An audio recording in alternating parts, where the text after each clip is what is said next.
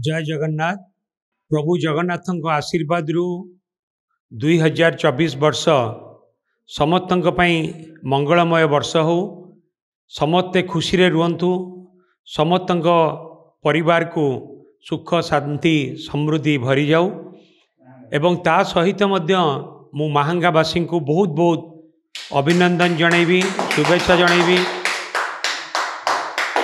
नूतन वर्ष समस्त मंगलमय वर्ष हो एवं जो लक्ष्य नहीं कि आमे काम करुचु ओडिशा रो विकास पाई, महांगार विकास पाई प्रभु जगन्नाथ आशीर्वाद रु से कथार जमती आमे सफल हो, ओडिशार आहुरी अधिक विकास घटू एवं महांगार भी आहुरी अधिक विकास घटू।